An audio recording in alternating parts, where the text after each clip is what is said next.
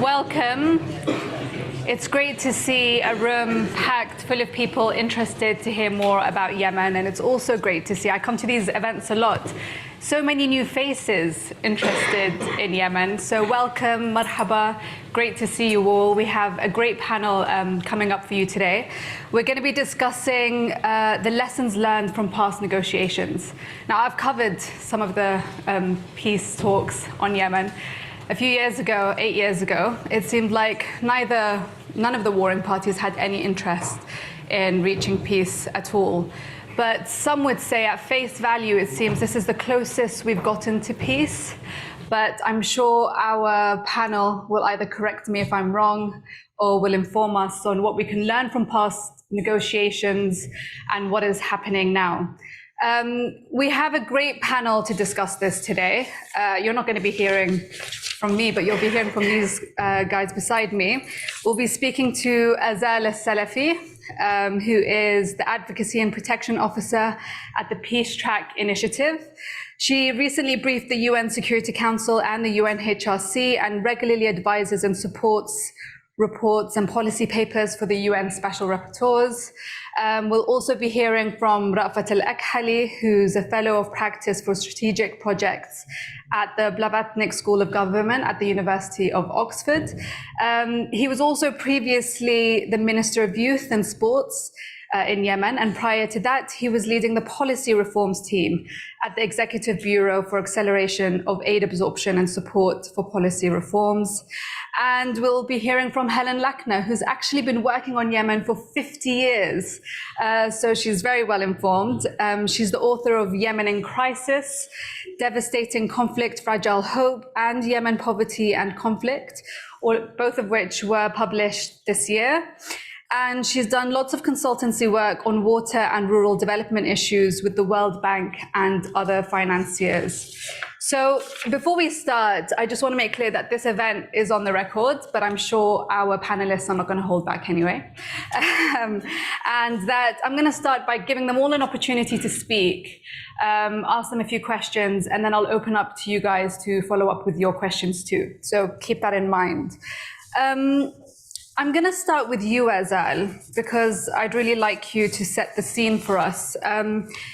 How has this conflict prolonged beyond the battlefield? Thank you. It's wonderful to be here. And I would like to actually reflect on the previous session and then move forward to other related subjects to the economy and climate. The situation is as such. There is a multifaceted war being waged by all against all the Yemenis. And the conflict is not a mere conflict between warring factions or divided parties, tribes, you name it. It has extended through all actors in the conflict and the peace process, through all spaces and structures, economic, social, and cultural institutions. In the peace process of negotiations and the desire to achieve peace, there has been, we can see that this process is the prisoner of a political track, and that it remains with patterned, consistent use of a language that is reductionist to the peace process and reductionist of the actors involved in the conflict management and the negotiation and conflict resolution. This basically marginalizes us, the civil society, women, youth, from taking part in the peace process and the peacemaking.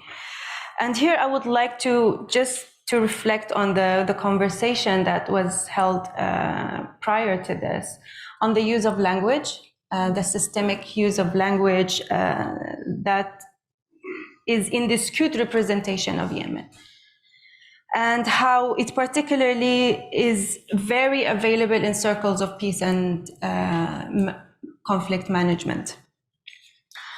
And allow me to use the terminologies that are relevant to, or that are trending at the moment, because I personally don't often use them, but just for the sake of the clarity of the context. Firstly, Yemen is unfairly, consistently, and acutely misrepresented in all, through all foregrounding specifics of media, policymaking, and academia. Yemen is being perceived as poor, incompetent, with incompetent and frail society. Is this true? It just makes me wonder, reflecting by that, the persistence of a colonialist lens when approaching our conflict. And it seems that it produces and it emphasizes a stereotypical representation of Yemen. And it reproduces as well a power imbalance between all the actors involved in the conflict and the peace negotiation, all its components. Secondly, the major stakeholders continue to also misrepresent the Yemen by incorrectly characterizing the situation and actors involved in this specific situation. Therefore, naturalizing a culture of abuse and normalizing with perpetrators.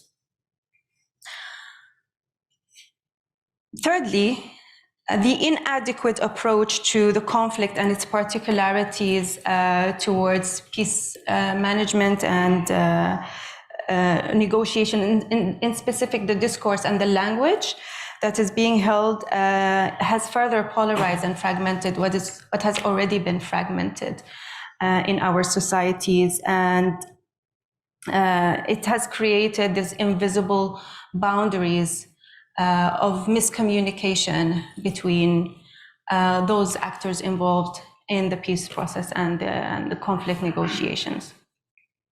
And here we must also recognize that the conflict has colonized areas beyond the battlefield. So it's not just what is happening, what has been mainstreamed, but rather it's something that is more at the core of changing and I don't want to use critical words, but I must say that it changes everything that we see, we hear, and we do by all the different actors. It twists history, and it also distorts the vision of peace that we as Yemenis hold. And even the word peace has become uncomfortably hollow for us to use, given the normative now with especially organizations holding projects that are related to peace building in Yemen. This also directs me to the subject of emotions in doing conflict, that is, and approaching peace, and that is, one must unearth how masculinity discourses and ideologies as structured product are affecting how the conflict unfolds. In this structure, we also need to unpack this, deconstruct and explore these masculinity in conflict, and which remains largely ignored by the state actors, by the international organizations, also by the CSOs, main negotiators. Basically, we need to move past the masculinist zeitgeist, and we need to involve a sense of emotional efficiency, something that women have shown since the start of the conflict. I would also disagree that we women are incompetent, because they've mentioned that in the previous session, and not to this extent, but I think from what I want to explain here, what I intend to say is that there is a narrative that is distorting our image, that is distorting our competencies, that is distorting our efforts as we build our own peace. I was recently actually wanted to share a short story. I was in Bonn 2 weeks ago at the Subsidiary Bodies 58th session. And it was just shocking to me to see the level of ignorance that is happening in Yemen in terms of climate change, because the subject was on climate action and climate justice, whereby we push agendas that are relevant to our situation, And not so many understood the relevancy of militarization and armament and how conflict do impact many abuses like gender-based violence, for example, and how it has impacted also our economies, and we can't move forward. And we had to literally raise awareness before setting our agendas. We were still very far, but we are still doing the job. So I'd pass it on now to you. Thank you so much, Azal.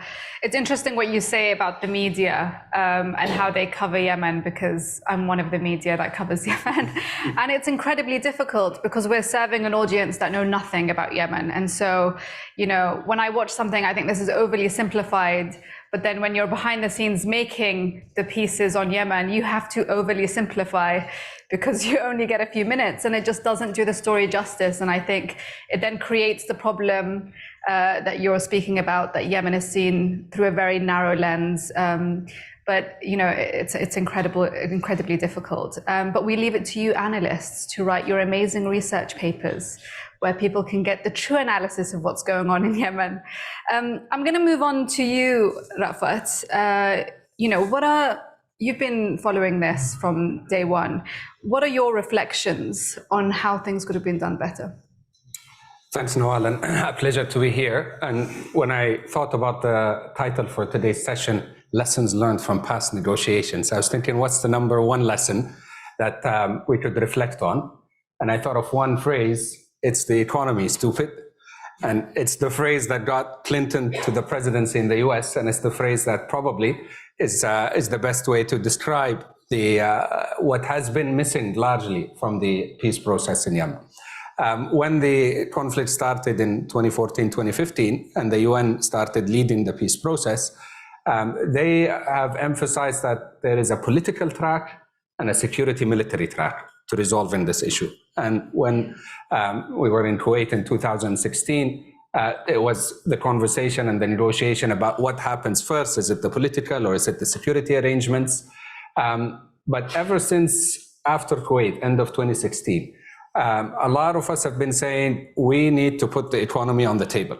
We cannot talk about a comprehensive peace agreement without really discussing what the parties are thinking of, which are the resources, the wealth. It's a conflict and a war on power to control wealth and resources. But if you take that off the table and don't want to talk about it or look at it, then you're missing a major piece. And I think now we've come a full circle. There was a lot of resistance in 2017, 2018, 2019, all the way to 2020, to talk about the economy within the peace process. And when I talk about the economy, I'm not talking about, you know, development or economic development. It's the issues that are related to the conflict itself. But we have come now a full circle. And today, the only driver for the negotiations and for the peace process are the economic issues. So what the Houthis have done is have required that there is no discussion and no negotiation and no political process until the economic file, as it's called, or the economic and humanitarian file, is addressed in their own view and what they perceive as economic issues. So today, the focus has been, for example, on payment of salaries. But not only payment of salaries, but payment of salaries out of the oil and gas resources of Yemen. So this is what the Houthis have been emphasizing. And of course, you know, in the effort that Saudi is leading since October, and in their effort to try and get out of this conflict in any way, they have entertained this ask or requirement. But of course, this led to a lot of other conflicts on the other side, because for the vast majority of the Southerners, there's no way that the wealth in the south, the oil and and gas resources that are exported through the south, but also for Marib and for all the oil-producing governorates. How could you ask that you take away these resources and you pay out of it for the military and security and civil service in Houthi-controlled areas because the Houthis have put very clearly that they refuse to put any of their resources into the bucket, and they wanted to be paid only out of oil and gas. So that caused a lot of trouble on the other side. But the Houthis have also, what they have done now with stopping the exports of oil by bombing the export terminal, they have put the government in a very difficult situation. I was in Aden 3 weeks ago. People are literally dying out of heat there. It's unbearable. It's 40 degrees plus with humidity. It's up to 50. There's only 8 hours of electricity a day. Thanos was there as well when we were there. And it's just unbearable. And the government is not able, for many reasons, but also primarily because of the lack of resources. They have been without oil revenues since October. And they have also been seeing depleting revenues out of Aden port because of the diversion of ships to Hodeidah. So you have a situation now in Aden where people are, as I said, literally dying out of the heat waves and not able to get any electricity there.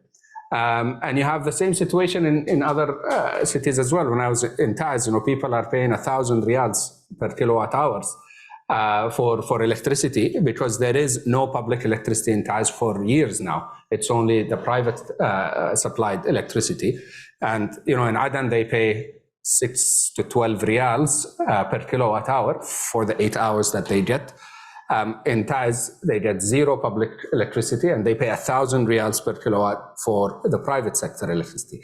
So this is the situation that is there. But what is everyone now talking about is resources and wealth. And we've seen a few days ago the announcement of the new National Hadramaut Council, and the number one item on that document that was declaration that was declared is that Hadramaut has the right to manage its own resources and authorities. So everything is shifting now to a discussion about how do we control and distribute and agree on managing wealth and resources. And I think when we were in The Hague, Yasmin mentioned about the Yemen International Forum. We had a special track for the banking sector.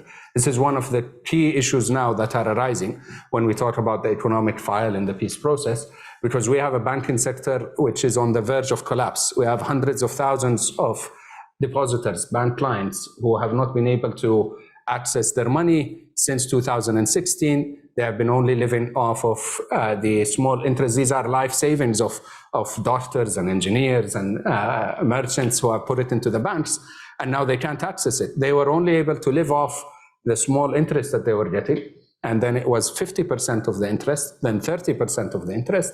And now, as of March, they have zero access to either their deposits or any interests on their deposits because of the new law that was passed in Sana'a. So these are the key issues that the negotiations and the past negotiations have not really targeted head on. Last year, with the new Special Envoy, Hans Grunberg, he announced that there will be an economic track for the peace process and that it will have 3 pillars. He also started a meetings or a track, an initial meeting for that track. There were new staff joining the Special Envoy's office to focus on the economy. But that all got sidelined in great way by the Saudi-Houthi dialogue, which took the process elsewhere and did not necessarily address all these issues. So again, if I go back to the key lesson learned, we really have to talk about these issues. We really have to put them on the table clearly, and we really have to get the parties to express their real views on what they want out of this, rather than hide behind different excuses for their positions when it's really about the wealth. So for you, the economy has to be the main focus for the peace process to be successful. Helen, I'm going to move to you now.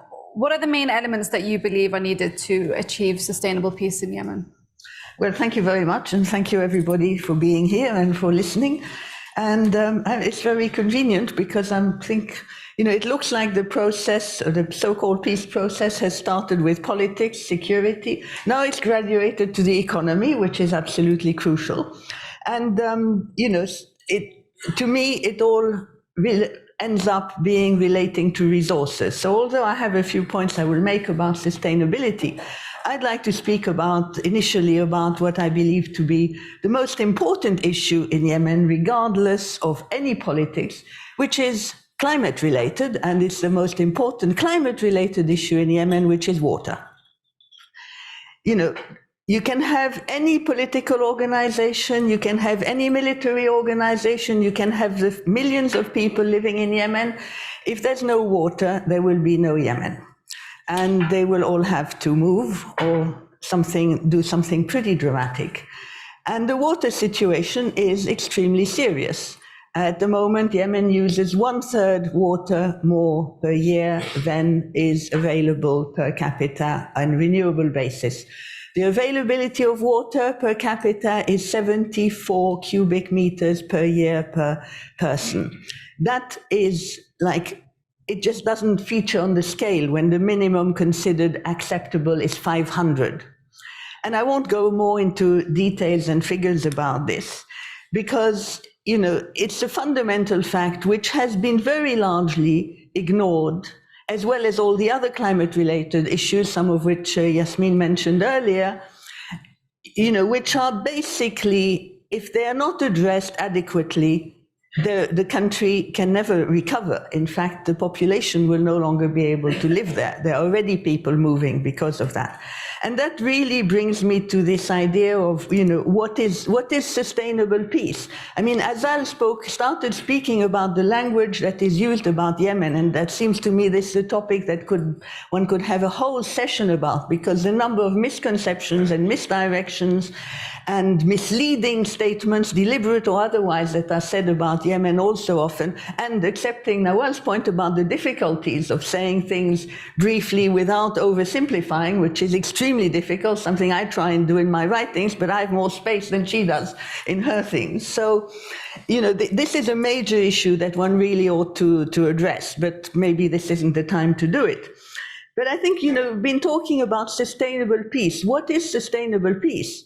A sustainable peace would be a situation where we have a governing system that allows people to live and build up adequate living conditions, i.e. an economy, which is, as Rafat just talked about, which is able to respond to the needs of the people, that uses the country's resources in a way that allows people to survive, and that provides them with the basic human rights that everyone should have.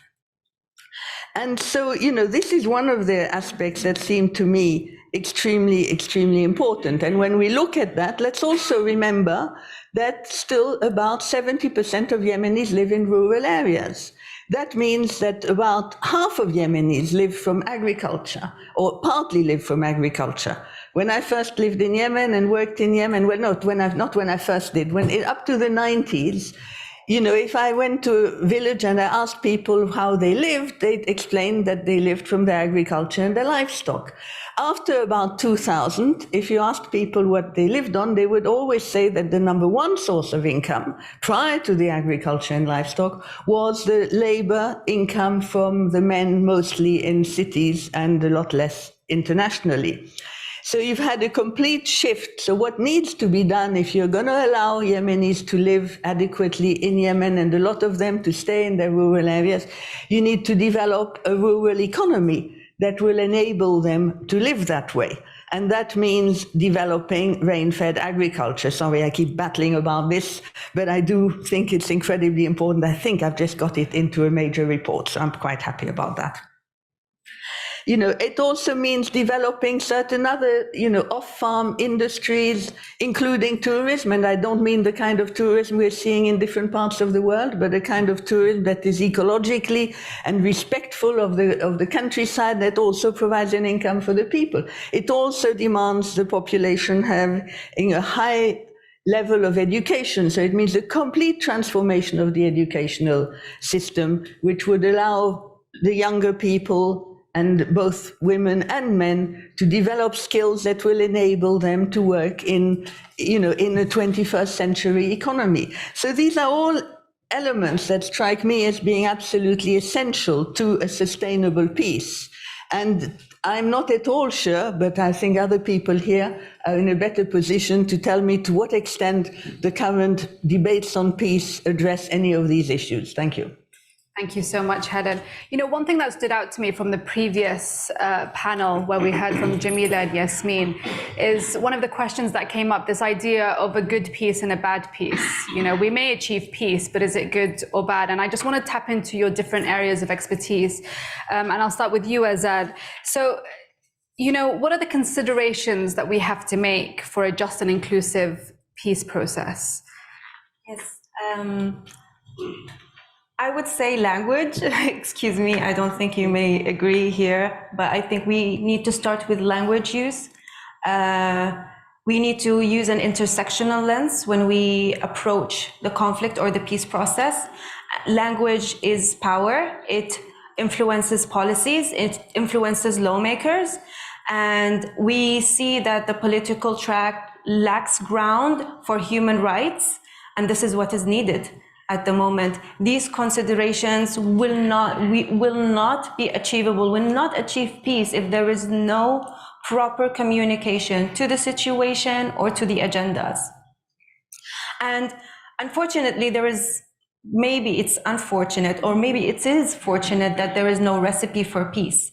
But it seems that the current dynamics, while Yemenis lose their dignities every day, and lament their loved ones every single day, that those who are invested in finding valuable solutions to achieve economic recovery or political stability, they are lost in this situation to achieve a viable solution, and it became an experiment field.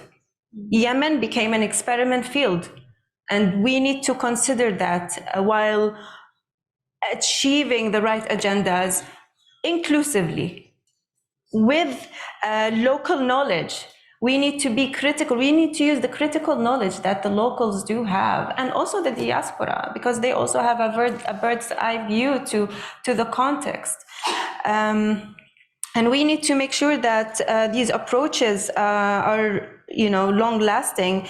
We need to make sure that we are past the sterile experiment that already exacerbate what has already been tragic. I think that we must bring about institutional and cultural reforms, because we also suffer now from mental health, PTSD. No one speaks about these psychological issues that have exacerbated the performance, the lack of performance also in some of the Yemenis. I'm not saying that we do not do the work, but only a few percentage. The rest continue to suffer from the situation, the economic, cultural, social situation. And I want to say that we must name and characterize the reality as it is. So if there is corruption, we say it is corruption. If one is a rapist, we say this person is a rapist. So accountability, transparency is important for us to achieve what we linger. And I think these components have been somehow achieved through the Feminist Peace Roadmap, which has been collectively worked on with women, civil society, as well as men. And it provides a comprehensive agenda and a guiding framework to the political, economic, and social transformation, reformation of Yemen. So, Rafat, just building on what you were telling us about before, and I completely agree with you, the economy is absolutely crucial in reaching what is, under this theme, a good peace. So tell us more about that.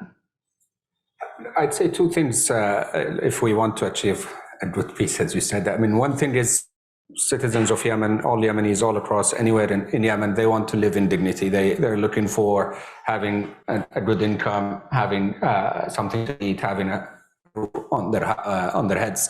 And so these are the basics. And how do we get there? There's multiple levels on it, but I want to highlight one level that is not often talked about. And I work more on the governance side than the political side per se. So really this level of local authorities, that's where we see all the difference. You know, I work with local authorities all across Hadramaut, Shabwa, Marib, Taiz, Aden, Hodeidah as well, the government areas of Hodeidah, but also in Ib. And you see the difference. You see the difference when there's good, responsible, accountable local authority, whether at the district level or at the governorate level, and what they can do to improve people's lives within the same context. We're talking about same war context, differences from one governorate to another. But as soon as you get good local leadership, you see a world of difference. So I think a piece that can guarantee that we get there and we don't lose that eye, because one of the losses I feel from the first transitional period, if we could call it that, the National Dialogue Conference and what it came out with, there was a lot of discussions initially about getting down and getting closer to the citizen. So decentralizing to the level of, the districts and giving enough authorities at the district level so citizens can know who to hold accountable. But eventually it got more and more politicized and moved away from that and moved higher and higher closer to the political elite interests. And eventually we came out with, regions and states, but there was zero mention anymore of districts or any authorities at that level. So I feel always the political process will go into where the people around the table are, the political elites, where they want to talk about the interests at that level. But I think the citizens are looking more for how to get authority closer to them. And if we can balance that in any peace process, I think that would be ideal. Is it being addressed, do you feel like? Currently, no. Currently, it's all at the very high political level. There's no discussions around that. Maybe eventually, if we get somewhere with a dialogue, that could be put on the table. Thank you. Helen, I want to move on to you, and just under this theme of good peace versus bad peace, what's the best future format for a post-conflict state structure? Well, thank you. I think basically, I just want to add a tiny bit to what Rafat said, because he's already basically explained what needs to be done and what is already being done in a number of places, which is operate at a very, very local level. And of course, in the long run, you have to connect the local level to the central level. And coming back to water, if you're talking about water, you have to operate on a water basin system. You can't just make a decision locally, because you can, it's completely unfair without going into the details. So really, what I would say is you need to combine this local level, and again, at the closest to the community level as possible, insofar as is reasonable, but you also need higher levels for social infrastructure, for physical infrastructure, for water management, for all these other aspects, and of course for distribution of resources. So, I mean, in the long run, I believe that, a federal system is an appropriate system for Yemen in order to address some of the fragmentation that existed in the past and has certainly been vastly worsened in the last 8 years. But I don't think it should be a federation based on the administrative approach that was used in 2014, where basically a bunch of governorates were put in this region, another bunch of governorates in that region, without any basic fundamental socioeconomic logic to it. Regions would have to be determined on a combination of issues as natural resources, including water, but also hydrocarbons and other natural and agricultural resources, on demographic aspects, so you don't end up with a region with a tiny population and another one with a vast one, and of course on issues of social cohesion and agreement in a country which has a very complex social structure. So really, the long term, I think the ideal long term would be something where things are operating at the most local level that is possible, within a framework that deals with the whole country and ensures that there is equity amongst the different people throughout, you know, the access to resources, and have, for example, things like a national health system, a national education system, you know, an infrastructure that makes sure that people have access to the areas they need, etc. So that's really very much the way I would see it, and it's very much focused on ensuring that you know, that things happen at the most appropriate level to provide the people, the ordinary citizens, with their needs, and also, of course, to address issues like gender issues, which have been very, very severely neglected throughout, except in a meeting like this where we're a majority of women. I know. It's not usually the case with Yemen, so it's quite impressive. I feel like we've given you all a lot of food for thought there. So we've covered a quite wide range of areas. So I'd like to open it up for questions. I'll take 2 or 3 questions and then we'll answer them rather than just one at a time. But please, can you introduce yourself when you stand up? Because I know everyone around you wants to know who you are. I will start with you, sir. And then, just so that the mic can stay close, I'm going to start with this area and then I'll come up to you guys. And over here, with the man in the pink, please. If you can introduce yourself first, please, that would be great. Hi, my name's Rageh Muflahi. I'm the Chief Executive of the Yemeni community. I'm also a local councillor.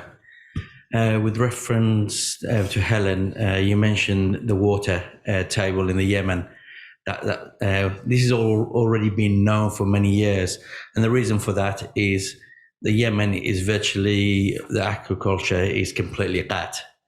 So they're selling qat, and then it needs water. So we need to stop qat, and we'll have enough water. The other thing is that I'm really concerned about is the amount of drugs that's coming into the Yemen that we've never ever seen in the past.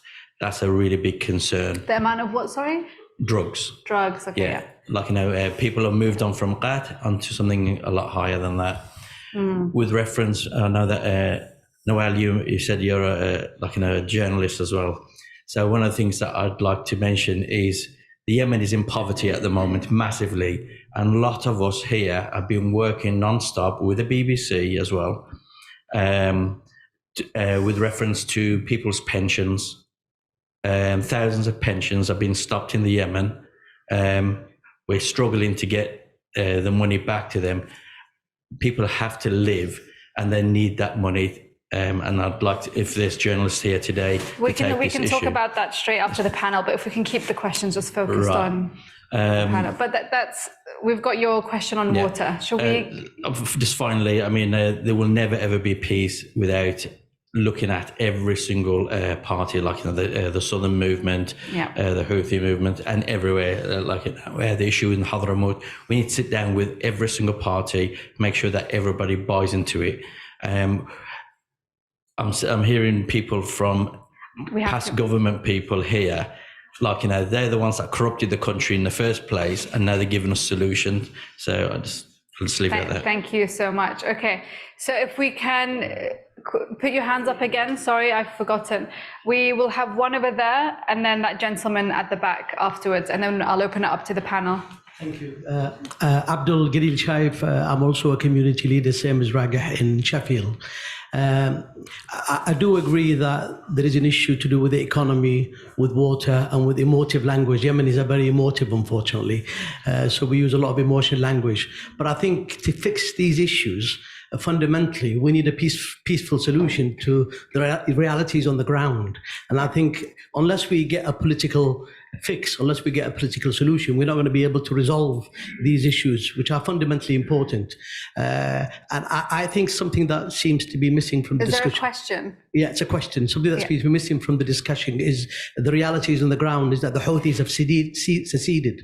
They've got their own government, they've got their own army, they've got their own banking system. Why on earth aren't we talking about using this as an opportunity to build a state in the south? Okay. And one more question. There's a gentleman over there. Here you go. You've got. Hi, my name is Ahmed. I'm a recent graduate from Birmingham City University and former media, broadcast journalist.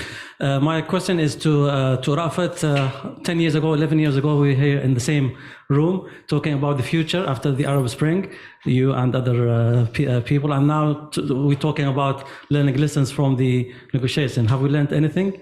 And the other question is, you mentioned working with local authorities. Can you give an example of the good ones, if there's something? And how can you copy that to other local authorities? Last one, economy as a solution to achieve peace. How can having enough resources help us improve the economy with the kind of corruption we have in the South and with the legitimate government? Thank you. Thank you. Okay, so I'm going to open up to the panel. Does anyone want to put their hand up first, or shall I just?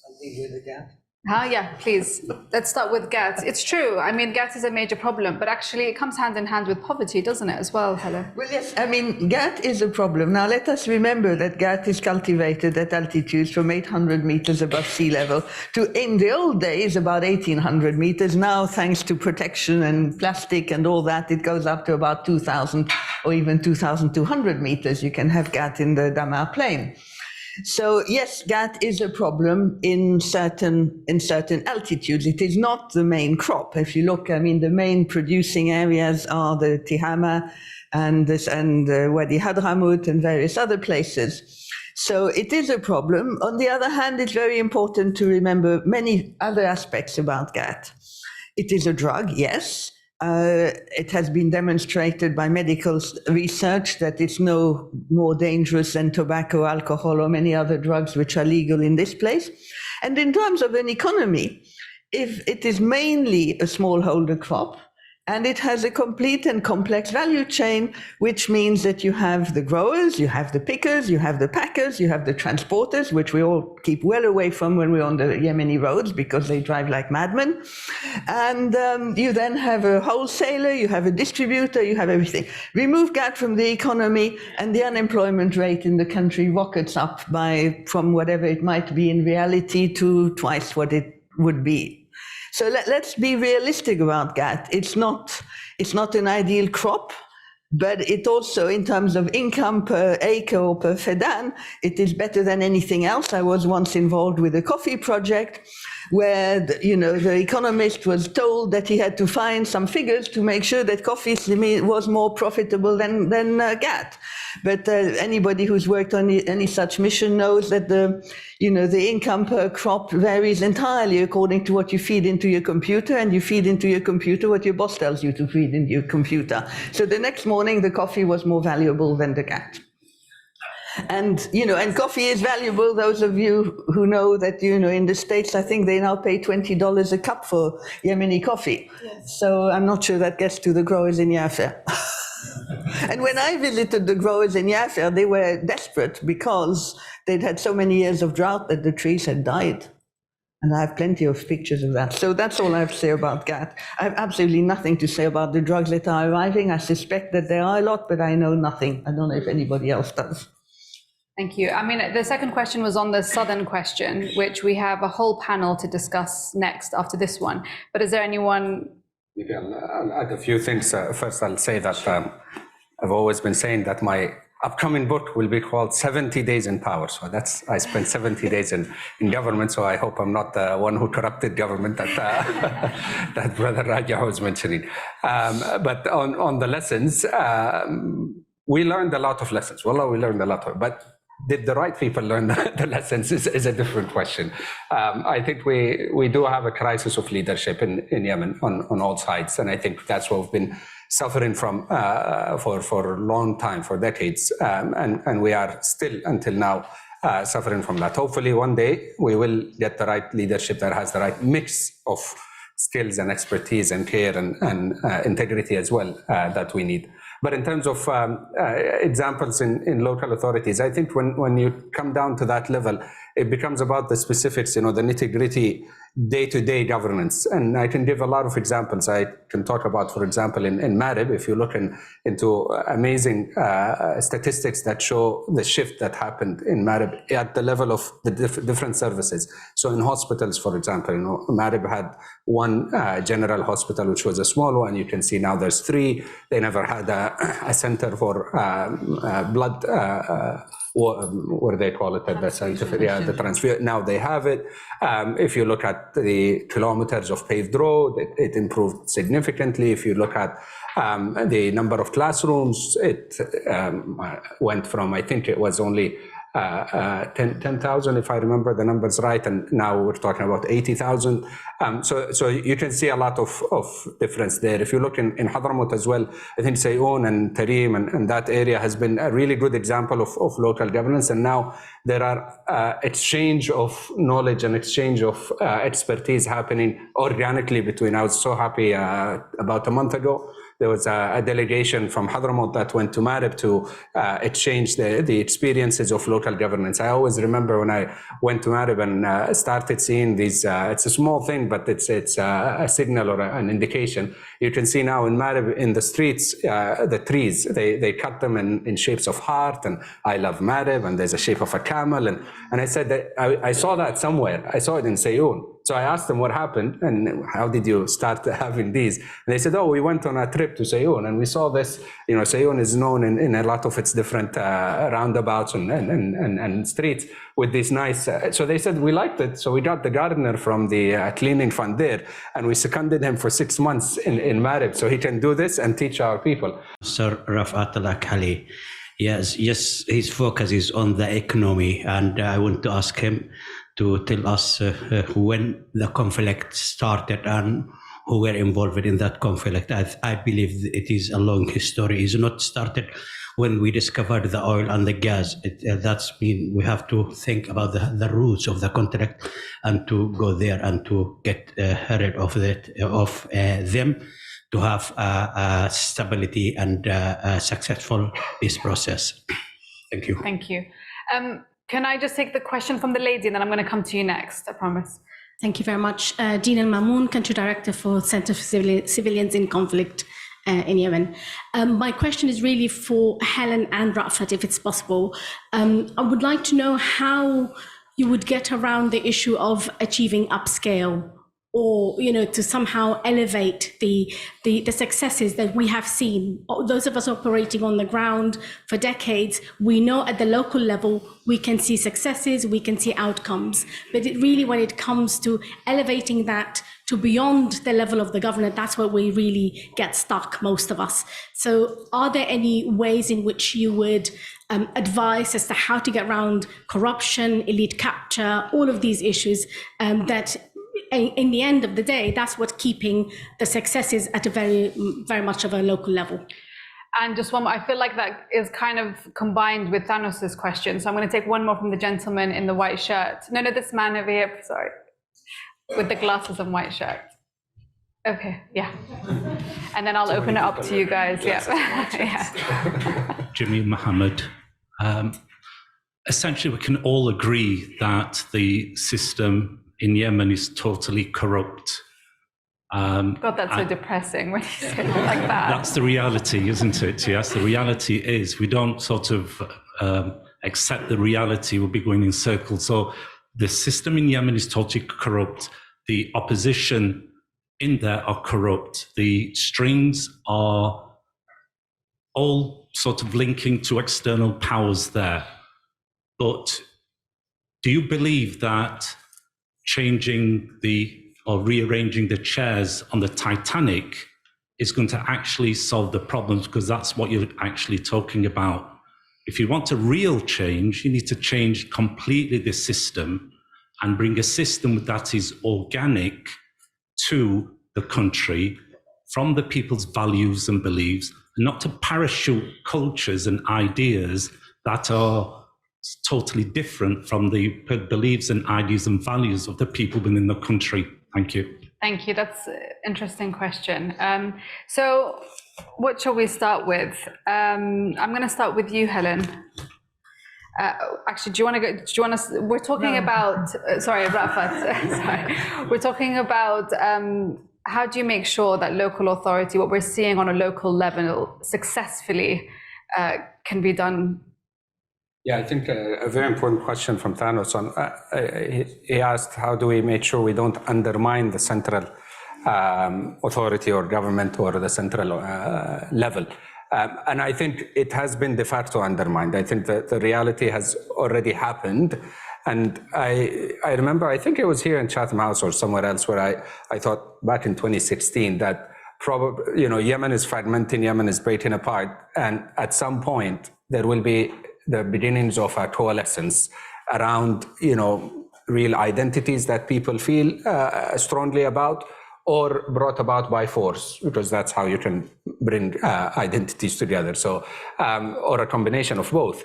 And then these new units will negotiate a new thing. So kind of a bottom-up building of a new state. And I think we are slowly getting there. I think what you mentioned clearly, it's happening in Hadramaut and it's happening in other places. But also it has already happened in the areas controlled by the Houthis. And so we are seeing the emergence de facto on the ground of a new units of a state. Now, there's a big question of whether these units can negotiate to be together in some sort of a union of some sort, whatever you call it, federal, not federal, anything, or whether they will remain in the way they are. I think that's the challenge that we are going through. But I think at some point, and Helen mentioned that a good point about how to keep the central in mind. But if you wait for it, it's never going to happen. I remember, for example, even if we talk about, I'll give a small example. In Taiz, as I mentioned, there's only private sector provision of electricity. It's a fact. It's been there for 5-6 years now. There is zero public sector electricity. Now Taiz wants to try and, the governor wants to try and regulate that a little, because it's chaos now. There's no regulation for how do you regulate, because the law doesn't say anything about private provision. So we want to have a regulation that says, how to price these private sector things. What do they have to do? Just governance, basic governance.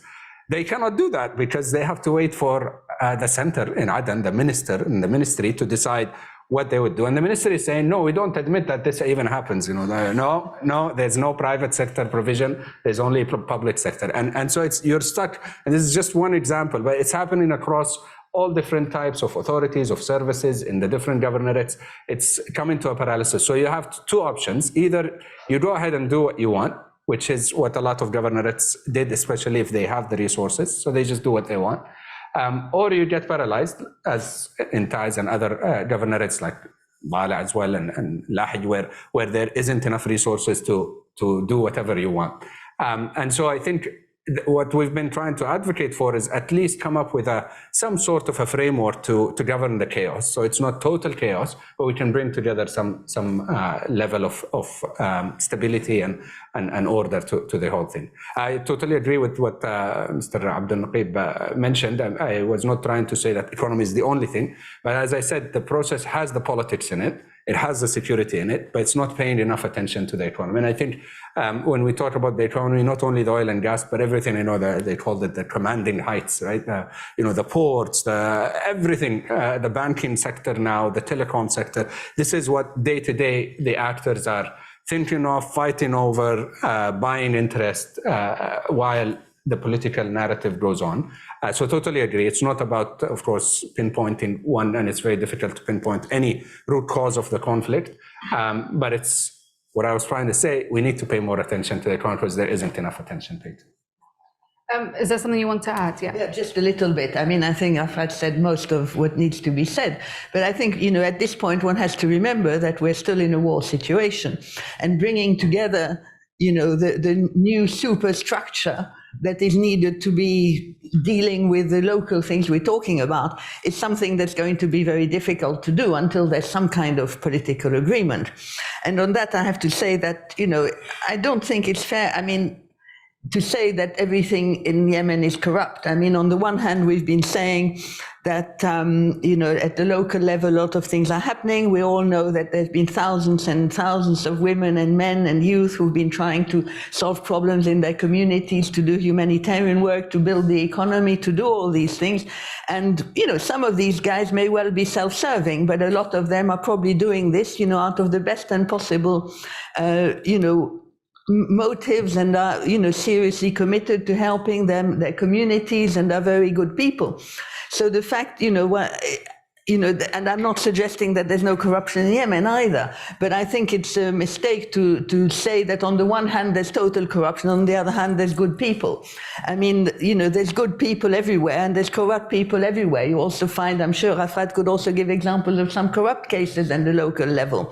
So we have to look at the fact that at all levels you have people who are good and people who are not so good.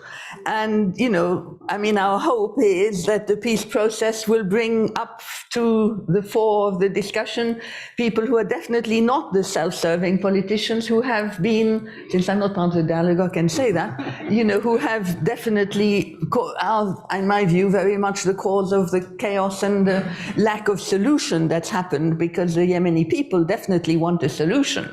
The people on the ground and the people outside all want a solution. So the fact that the self-serving politicians are continuing to self-serve is a problem that I think many of us are trying to think, what's the solution?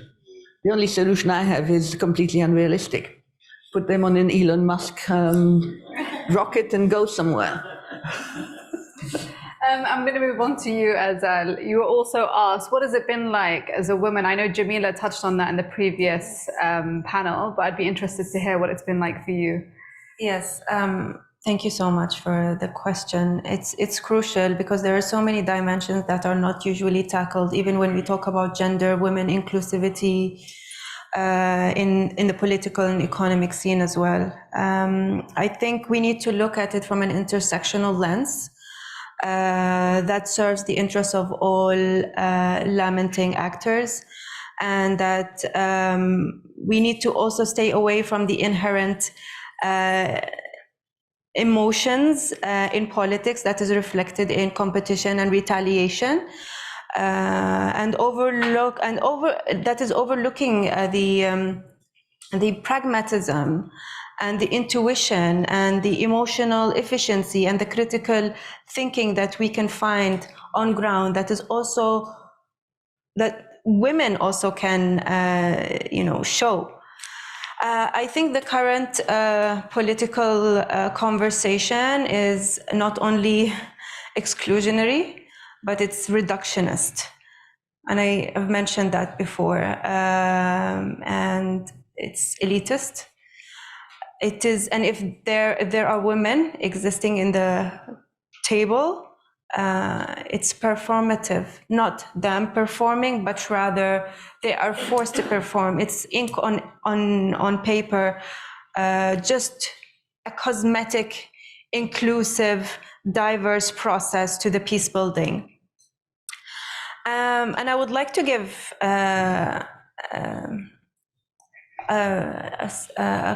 not a story, but rather an experience that I personally have recently encountered in one of the meetings discussing the detainees, the release and the exchange of the detainees that happened. And it's continuous talks.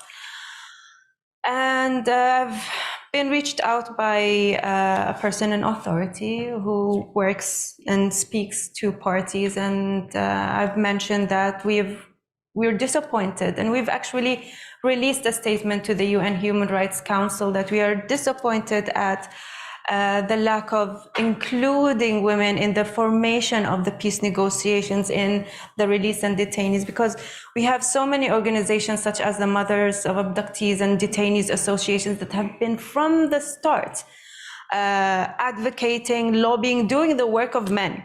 Just so you know, they're sitting down and talking to Houthis, they're sitting down and talking to police officers. So why isn't this not being taken into consideration when the international dynamics are being put into place? Why weren't they not included in the recent, and this we can see the impact of it, because we can't.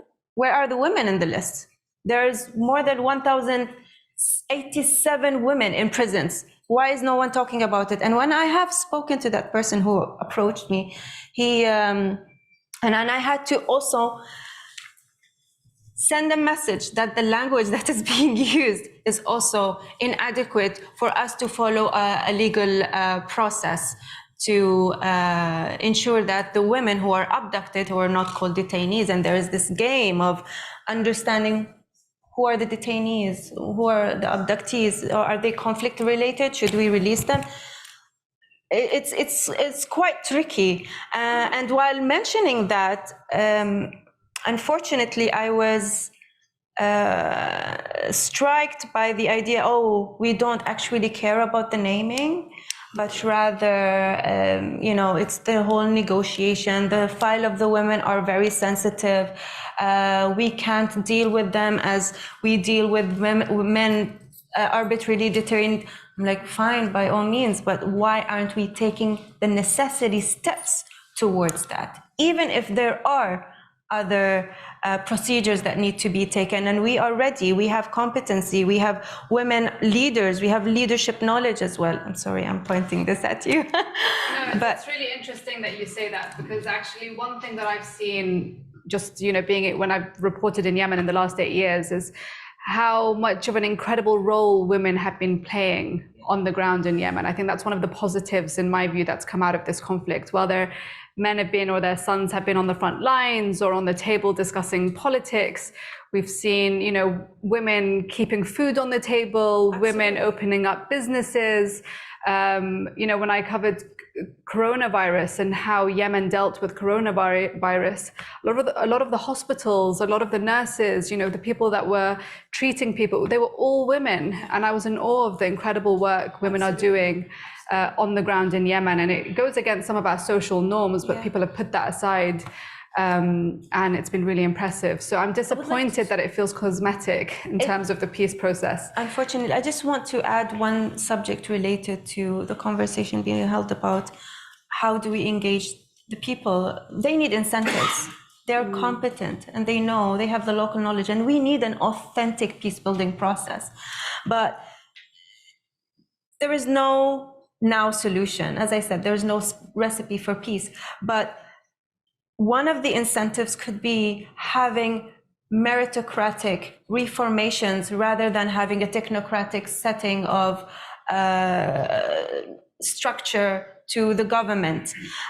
We need to engage them into citizen assemblies. We need to make sure that they are part of the panels. We need to ensure that maybe they can be part of the, have a participatory budgeting alongside the government. They can have the decision making on their own. And this is how we can gradually make change to the peace, to the vision of peace, because we can't have one project and think that, oh my God, peace is gonna occur.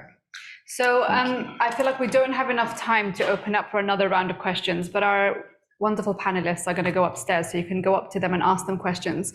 But before I wrap up, would anyone like to make any final remarks? Thank you. Okay, fantastic. Well, thank you all for joining us. The next session, it's a very quick break this time. British timings, please. 12:10, it will start. We'll have the president of the SDC, Aidarus Zubaydi, is going to be speaking here.